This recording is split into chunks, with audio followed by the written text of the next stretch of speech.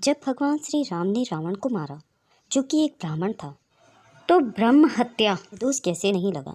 आइए जानते हैं इस वीडियो में। नमस्ते दोस्तों, स्वागत है आपका हमारे चैनल में। दोस्तों, अगर बात करें कि भगवान राम ने रावण को मारा, जो कि एक ब्राह्मण था, तो उन्हें पाप कैसे नहीं लगा। दोस्तों, इसकी कई सारी मान्यताएं हैं जो मैं आपको इस वीडियो में बताने जा रही हूँ। दोस्तों, ऐसी मान्यता है कि श्री राम को भी ब्रह्म हत्या का पाप लगा और उन्होंने इसका प्रायश्चित भी किया। ऐसी मान्यता है कि जब श्री राम ने रामेश्वर ज्योतिर्लिंग की स्थापना की, तो वह युद्ध से पहले उनके प्रायश्चित हेतु थे। इसी कारण रावण वध के पश्चात श्री राम ने पुनः वहां पूजा की थी। जब श्री राम राजा बने तो उनका मन राजकाज में नहीं लगा। तब उन्होंने अपने गुरु महर्षि वशिष्ठ से इसका कारण पूछा। तब महर्षि वशिष्ठ ने कहा कि रावण की माता राक्षस थी, परंतु उनके पिता ब्राह्मण थे। वो विसर्वा ऋषि का पुत्र और महर्षि पुलत्स्य का पुत्र था। इसी कारण श्री राम को ब्रह्म हत्या का पाप लगा है और उन्हें इसका प्रायश्चित करना चाहिए। तब महर्षि वशिष्ठ के कहने पर श्री राम अपने भाइयों और माता सीता सहित ऋषिकेश में गंगा नदी के तट पर ब्रह्म हत्या का प्रायश्चित किया। ऐसी मान्यता है कि उन्होंने 14 वर्षों तक तप कर स्वयं को इस पाप से मुक्त किया।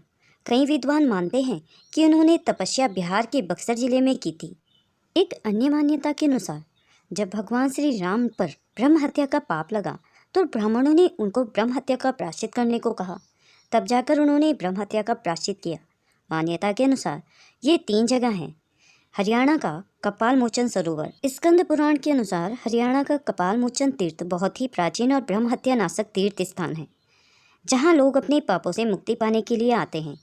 दंत कथाओं के अनुसार त्रेता युग में जब भगवान राम ने रावण का वध किया, तो उन पर ब्रह्म हत्या का पाप लगा और रावण के वध के बाद श्री राम ने माता सीता व लक्ष्मण सहित हरियाणा के इस कपाल मोचन सरोवर में स्नान किया, जिसके बाद उन्हें ब्रह्म हत्या के पाप से मुक्ति मिली।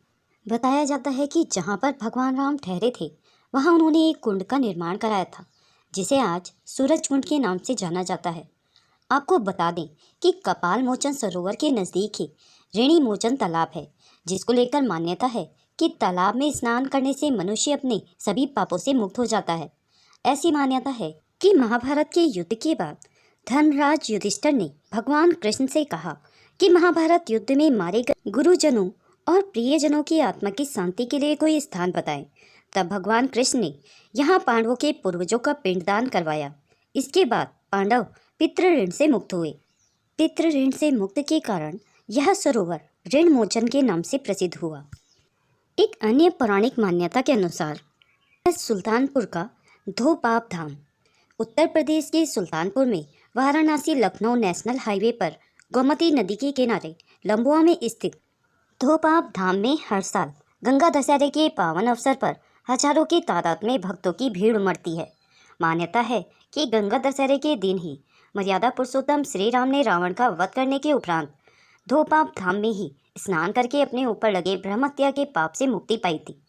पद्म पुराण के अनुसार रावण का वध करने के बाद भगवान राम पर लगे ब्रह्म हत्या के पाप की मुक्ति पाने के लिए गुरु वशिष्ठ ने उन्हें गोमती नदी के इस पावन जल में डुबकी लगाने का सुझाव दिया था।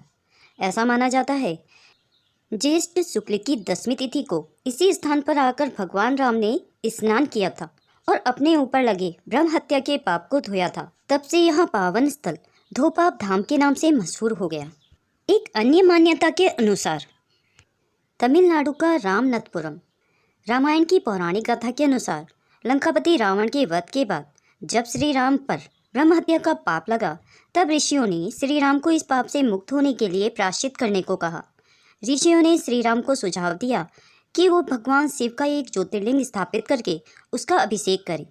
जिसके बाद श्री राम ने हनुमान को कैलाश पर्वत जाकर भगवान शिव की मूर्ति लाने के लिए कहा, लेकिन कैलाश पर्वत पर जाने के बाद हनुमान को शिव जी की कोई भी मूर्ति दिखाई नहीं दी। जिसके बाद हनुमान भगवान शिव को प्रसन्न करने के लिए वहीं तप करने लगे और वो समय पर श्री राम के पास नहीं पहुंच पाए। हनुमान के वापस लौटने में देरी होने पर ऋषियों ने श्री राम से माता सीता के हाथों से बनाए गए बालू के शिवलिंग को स्थापित करके उसकी पूजा अर्चना करने के लिए कहा।